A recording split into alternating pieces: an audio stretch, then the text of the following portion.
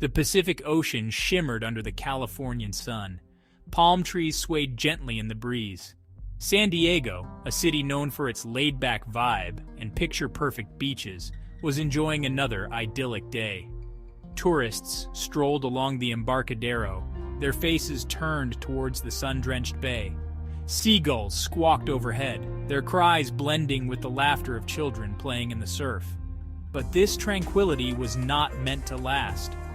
The ground began to tremble, a low rumble that grew steadily in volume until it filled the air, drowning out the sounds of laughter and the gentle lapping of waves.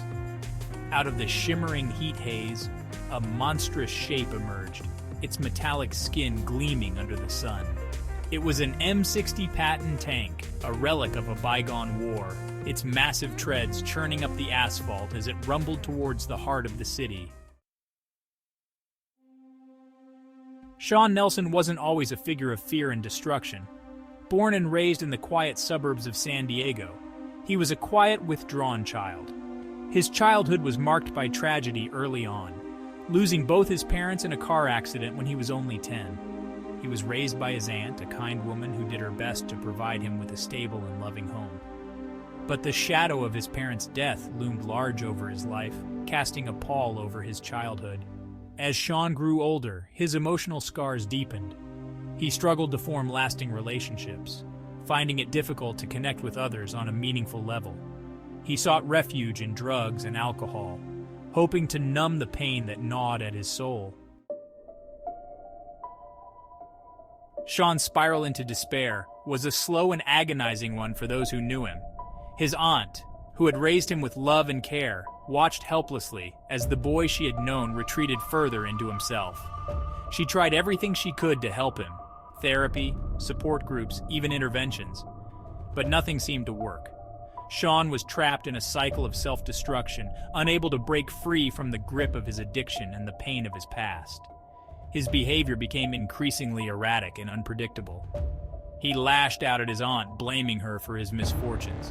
He became involved in petty crime, stealing to support his growing drug habit.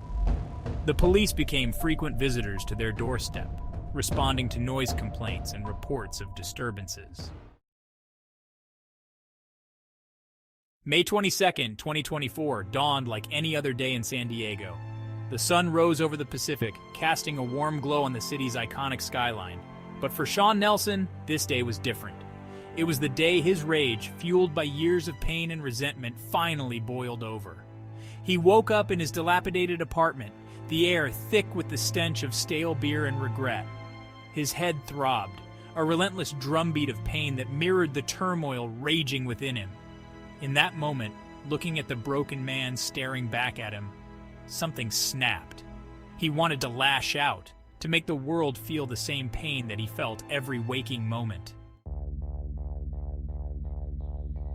The M60 Patton tank was a behemoth, a 50-ton steel monster designed for war. Sean had stolen it from the nearby military base, overpowering a lone guard in a moment of blind fury. Now he steered the beast through the city streets, its engine roaring its defiance, its massive treads crushing everything in its path. Panic erupted as the tank smashed through the morning rush hour. Cars swerved and collided, their horns blaring in a cacophony of fear. People scrambled for safety, their faces etched with terror as the monstrous vehicle bore down on them. Sean felt a perverse sense of satisfaction as he watched the city descend into chaos. The tank thundered down Broadway, crushing parked cars and scattering debris like confetti.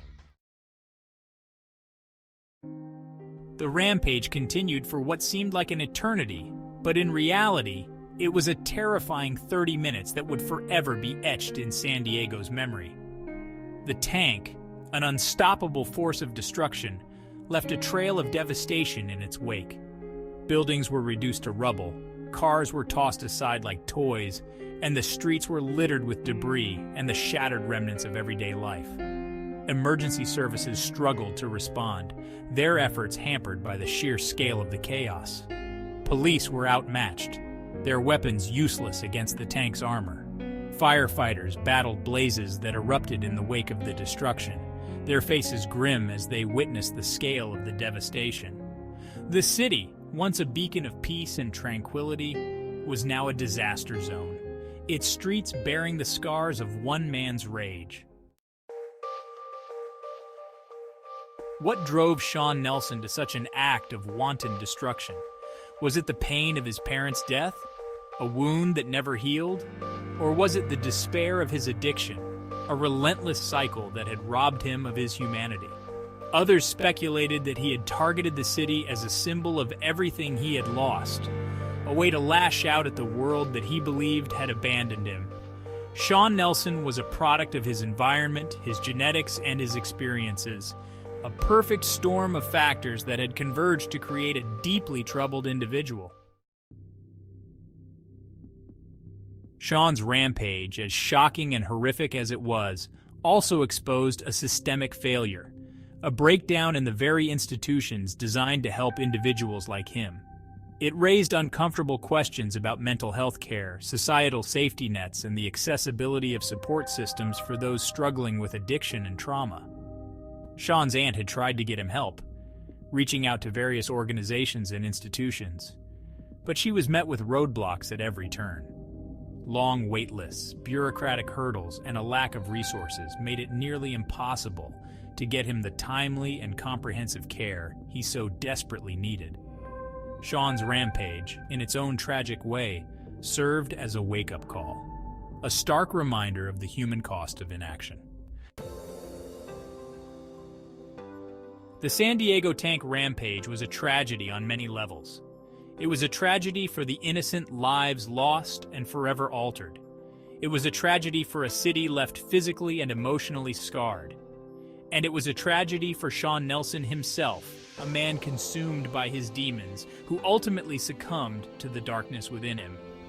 In the aftermath of the devastation, there was a collective need to make sense of the senseless, to find meaning in the midst of chaos. Their message was not one of condoning Sean's actions, but rather a plea for empathy, a reminder that mental illness can afflict anyone, regardless of background, socioeconomic status, or ethnicity. Years after the San Diego tank rampage, the physical scars on the city have largely healed. The buildings have been rebuilt, the streets have been repaired, and life has slowly returned to a semblance of normalcy. But the emotional scars, the invisible wounds left by that day of terror, linger on. There are those who still jump at loud noises, who flinch at the sight of a tank on television, who are haunted by the memories of that day. The families of the victims still grieve, their lives forever altered by the senseless loss they endured.